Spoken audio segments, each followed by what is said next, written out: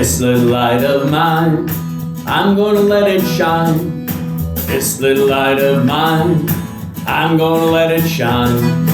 This little light of mine, I'm gonna let it shine, let it shine, let it shine, let it shine. Welcome, Talk Catholic, the website.com, your host, Tim Kilcoyne. No agendas here, just the straight and narrow, through Mary to Jesus, the Catholic faith proclaimed and preserved. Hope to see you here every week.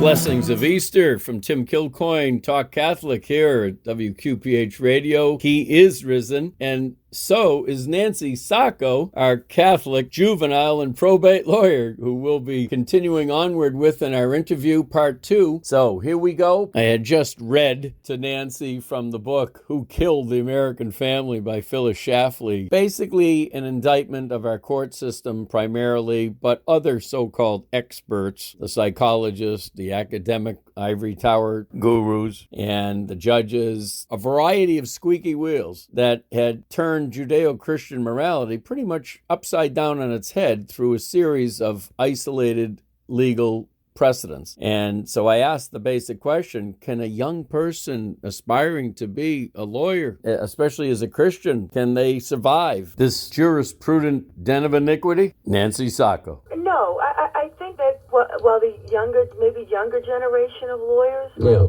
look at things way differently, but there are still a lot of people that I work with still. Okay. We're just not as vocal about it. I just do what I do, but I don't discuss it with others. Right. Because you don't know who you can talk to. There's certain lawyers I know that we share the same mindset. But yeah, it's much more difficult. When I first started, you're seeing the welfare system and everything like that. And I didn't, I thought, oh, okay, they're helping people that need help. But it wasn't until I got into it more and really talked to people, clients, about the idea that I didn't know that a man couldn't be in the home too. It was a way of separating people. Okay. So that a woman would apply for welfare. The guy, even if he wanted to have a family, couldn't, because then she couldn't live in this housing, this Section 8 housing. Gotcha. So either she'd sneak him in, or the relationship ultimately would be doomed to break up because they're not together. They're not married. They're not, and he doesn't have that responsibility. Yeah. So I think it's really insidious. Everything is masked with compassion. It's like, oh, we're just trying to help you. But it's really not. And it's the same thing with this movement I see a lot in court now with do not resuscitate orders and do not intubate and comfort measures only. Right. You can't just go with the flow. You can't trust the medical system anymore. I was telling you about my little sojourn to my first general physical since 1997 yesterday. But when I was sitting down to do the questionnaire, I came across such questions as, have you had enough sleep, or are you losing your sleep because you can't pay the bills and this kind of thing? Do you have transportation, and do you socialize with your friends and relatives often, and how often do you go to church services? I thought this was a physical. And so, I mean, it is the intrusion of the global village. You can just see, I felt like the New World Order had made up the questionnaire. Yes. I mean, this was where we're headed. Oh my God. I mean, and they... It's everywhere. It's not just in the doctor's office. It's in the schools. Yeah. It's in all aspects of our lives. But you have to stop and not be the good citizen and answer every question. I declined all of it.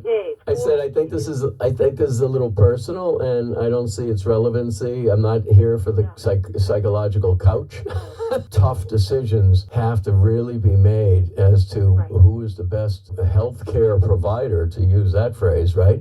Namely, who's the best role model for this young boy or girl? Because once the breakdown of the understanding of the family structure goes out the window, it's going to be chaos. It's like a family left without protection. So the father is God who ordained it, created we have the Holy Family as our model, mother, father, and children. And when you remove a father, you remove that protectiveness. Yeah. And so even with secular statistics, they say families that are without without father, the kids are more apt to get into crime, not to get educated. Yep. Everything kind of can fall apart. I'm not saying that a single mother, there are good ones, and that Right. they can somehow access and have a family to remain healthy. But, Yep. a lot of the cases that we see in court are the ones that don't, So when they dismantle the father figure from them, remove father, you can even see it in television shows. Father is always the dumb one. Right. And so they have created this thought that you don't need a man, you don't need a father figure in the home, you don't need that, any of that. Can I read another quick excerpt from Phyllis Schlafly? She's talking about exactly what you're saying about the father. She says, the father embodies the values needed to make one's way in the world and to support a family. He is morally strong, self-disciplined, frugal, temperate, and restrained. He sets an example by holding himself to high standards. He insists on his moral authority, commands obedience, and when he doesn't get it, metes out retribution as fairly and justly as he knows how. The strict father expresses his devotion to his family by supporting and protecting them, but just as importantly, by setting and enforcing strict moral bounds and by inculcating self-discipline and self-reliance through hard work and self-denial. This builds character. This is a form of tough love. And this is, my goodness, this is almost exactly what's AWOL. Right. Well, we hear about from feminists and just in the media, the patriarchal system. Right. But we need the patriarchal system. I mean, that's important. Yeah. I've represented fathers that are trying to see their kids. Right. And sometimes the mothers, they're mad at them, and I often would, even when I've had a mother client that would do that. Yes. Unless there's real grave danger, father needs to see the kids need to see the father. Yeah. You're doing harm to your children by keeping the father away. Again, and a caveat, unless he's a very violent person or a pedophile or something like that. Right. But I think it's just become the norm. In courts, the women has the advantage in custody, and and that's the truth. Unless she's really a mess, yes, she will prevail. Yeah, there was another line, I can't find it right now in the book, but she was talking about that transition to government handouts to the point that it would be an incentive for the woman not to marry. That's right. And and these young teenage girls, I've represented them, that they want to get pregnant so they can get housing, and then they get pregnant again so they can have a bigger apartment and get more funding, more this and more that. Wow. And it's become, the child is kind of become, meal ticket, and it's really unfortunate. I'm not saying they don't love their children. No. It's and then you have generations of people living, like this. And it's sad.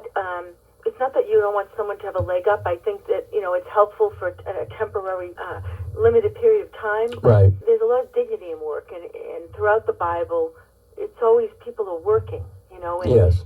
I represented Down syndrome adults, on guardianship cases. Yep. And historically, I would go to programs where they have work programs for them. Okay. You have a whole, I remember in Needham, they had a program where they had a work program there. They were doing some tasks, different tasks and stuff, and because that's good for people. Right. Everybody, people need to work. Right. And I think you're doing a person disservice, and then the resentment grows. It's not enough money. Yeah. They're just not happy. Who would want to live in a project? It's difficult. Right. It's not a pleasant place. Let me ask you, not to shift gears a little bit, Sure. but relative to all of this changing value system within the court structure, within the legal system, who, being a Catholic, right, who's gonna combat this? Who's gonna offset this? Because it seems as though that the judges right now are in absolute total control and dictating the moral agenda or immoral agenda. And any thoughts, again, getting back to your own personal Catholicity, any thoughts, what do we do? Yeah, it's overwhelming. There are some really good judges that I've had cases with some of these moral issues that got it, and the others, the only thing is prayer and fighting. I would fight for clients. I had, especially now I'm dealing with more DNR cases. Do not resuscitate. The hospitals seem to, they have a different view of people that have disability. Okay. They do, especially like developmental disability, mentally ill. Yeah. There were doctors I've had conversations with who were honest with me, not knowing what my ideas were. Yeah. life do they have? Yeah. And I had during COVID, there were DNRs constantly in the courts, and we couldn't go to the hospitals. Right. For a limited period of time, we couldn't even go into the hospitals. And I remember I was appointed to a man. He was a vet, and he was homeless, and he was an alcoholic. Yeah. And he caught COVID, and he got it bad, so he was on a respirator. He was at Boston Medical. Okay. And so you get these cases, they're an emergency. Yes. And so you get the case, you have a day to talk to someone, and then the next day you have a hearing. We had the hearings on the phone. Okay. And I remember talking to the young doctor, and I said, I thought this person was in the dying state. Mm. And so I said, I was appointed for this man, and I understand you're looking for do not resuscitate, do not intubate. So is he failing? And she, oh, no longer intubated. Yeah. And I said, oh, okay. And she said, as a matter of fact, he's not even on this COVID floor anymore. He tested negative twice for COVID, so he's down. He's ready to be discharged to a rehab to get him back on his feet. Yeah.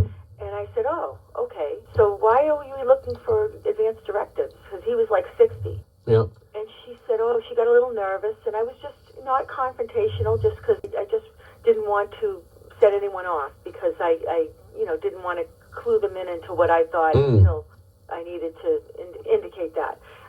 So she got a little uncomfortable. She says, could you talk to my supervisor? And I said, I'm just kind of confused. I mean, this person is going to be discharged and is fine. So why are you, the hospital, looking for advanced directives?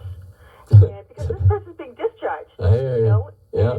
And she says, well, he's going to a nursing home. What kind of life is that? Oh, boy. And then I knew. And Wow. I said, okay, thank you very much. I'm trying to check him out. I spent the night out and this night praying for this man. Yeah. And then the next morning I had the hearing with the judge. And I just laid out everything. Yeah. So the first attorney who represented the hospital, he was an old friend, but he went forward. And then I laid out everything that I had learned and told the judge everything. Mm. And the judge said, because I was worried the judge would rubber stamp it, and I was seeing some of that, Yeah. And the judge said, well, why are we looking for advanced directives? This man is fine and out of the hospital. And the lawyer was like, well, in case he comes back. And the judge was like, no, we're not going to do that. Wow. So fortunately did not allow it. But, Thank God. so there are judges that will, but you have to fight. Oh, my God. I fight these DNRs. I mean, if someone is in the dying state, really in the dying state, Right. isn't eating or drinking anymore, Right. and all that is, I've talked to different priests, and I've kind of researched it myself. I believe we can be okay with that just let nature take its course. As opposed to extraordinary care, right? That's right. Nance, let's take a quick break, and when we come back, I want to remind you of a little story you told me about a young lady that pretty much was experiencing the same dismissive attitude. When we come back, this is WQPH Radio 89.3 FM. In the Easter spirit, Millennium 3, I lift your name on high.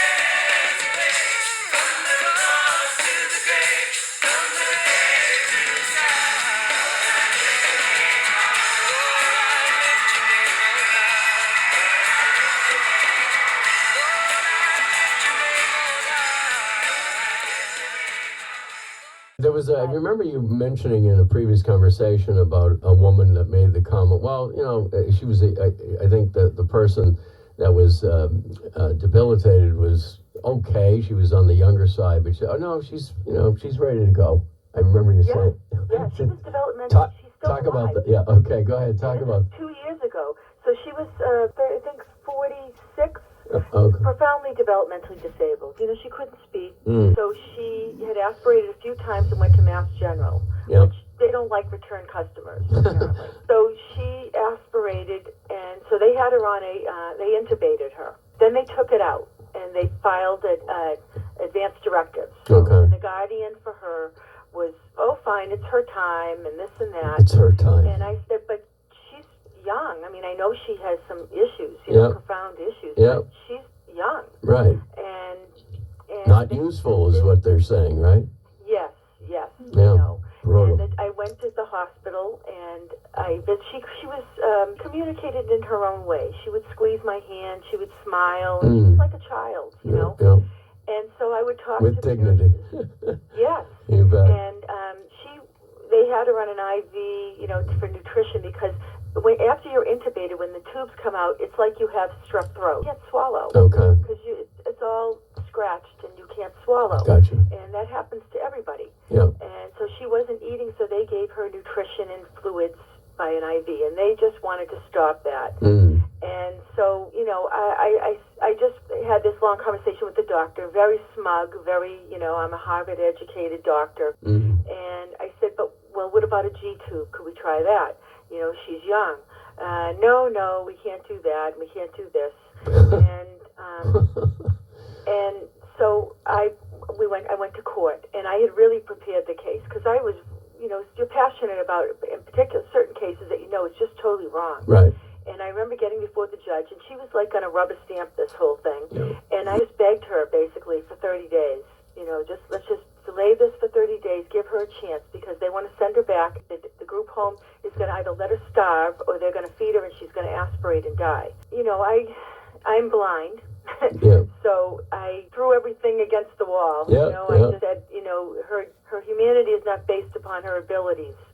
That just because you have deficits or you have disabilities doesn't mean that you don't deserve to live. Exactly. And it ruffled her feathers a little, but I got what I wanted. That's all I cared about. Beautiful. And within the 30 days, she was eating, and God bless. Yeah, and she ended up leaving the hospital. I've been to see her a number of times. It's 2 years later, and she's still alive. And she gained weight, and she was smiling and happy, and they love her at the group home, and they were heartbroken with what the doctors wanted to do. Well, we love you, Nancy, for saving lives. Can you imagine? And we weren't supposed to ask any questions about vaccines and masks and 100 other questions over the last few years. Oh, well, we will ask many more questions to Nancy next month on our first Saturday Part 3 interview. And now it's time to hear the story of Mother Mary Angelica. I say, the great, the foundress of this very radio station. EWTN is our parent, and our book for review is Answers, Not Promises. You may be a bit surprised to be reading a book by a nun. Actually, that makes two of us, because a nun is the one thing I never wanted to be.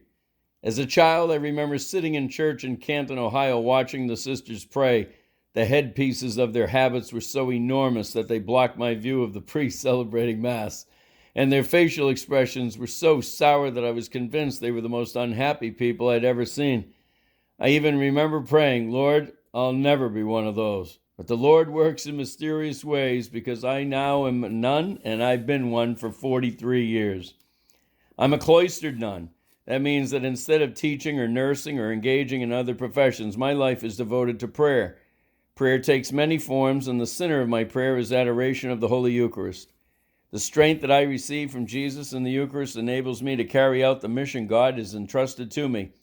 That mission includes being faithful to my monastic life. It also includes being involved in a work that's a little unusual for a nun, a work that takes me a few hundred steps from our little monastery to a television studio in our backyard, the Eternal Word Television Network.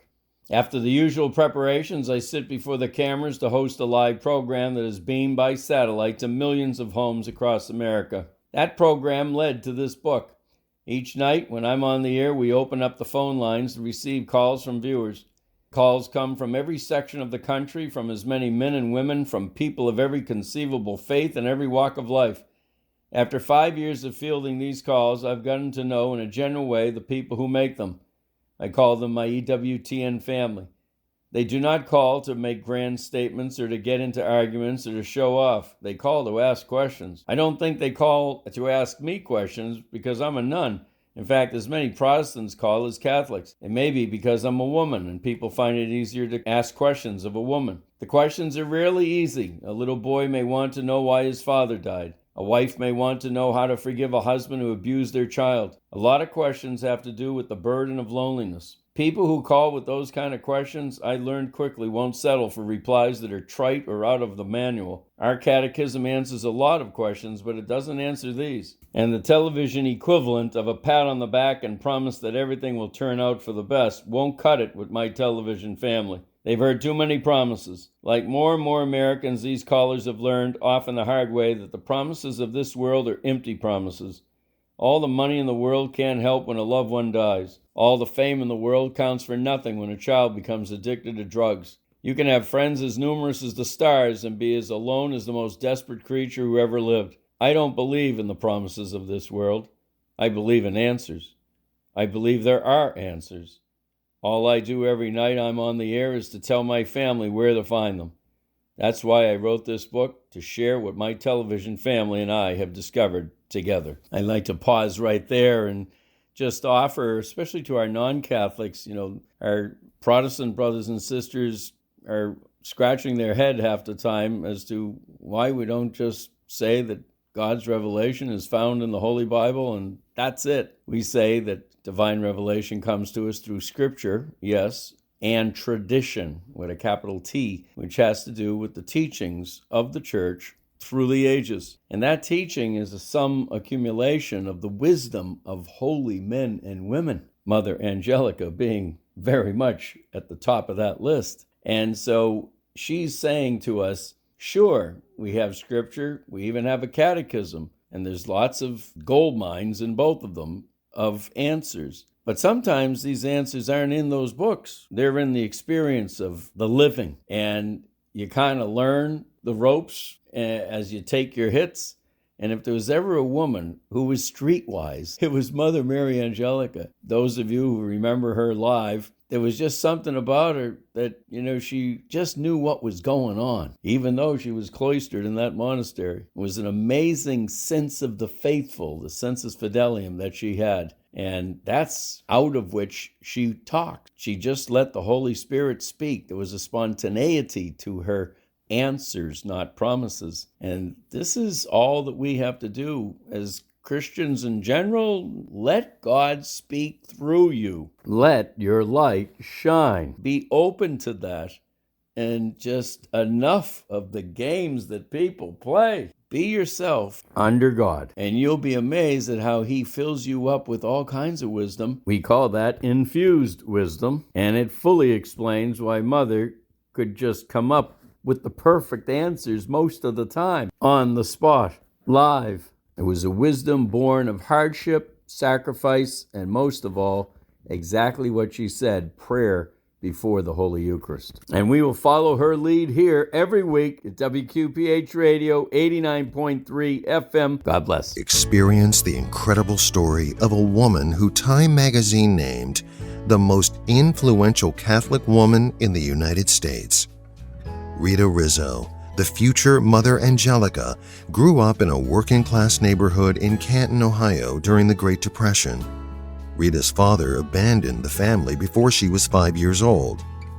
Her early years of trial were compounded by a debilitating illness until she was healed by Jesus through a woman named Rhoda Wise. That healing set her life on a course that would ultimately change the world. Learn the amazing story of Rita Rizzo at the Mother Angelica Museum in her hometown of Canton, Ohio. Go to www.motherangelicamuseum.com. Be inspired. Plan your visit now at motherangelicamuseum.com. Let your light shine. That is what it's all about here at WQPH Radio 89.3 FM. But we need to hear your story. You want your voice to be his voice. That is making the faith known to others. Please, my number is 877-625-3727. Tim Kilcoyne, TalkCatholic.com. St. Mother Teresa told us, your ministry is your work right where you are. Grab on to this microphone. God bless.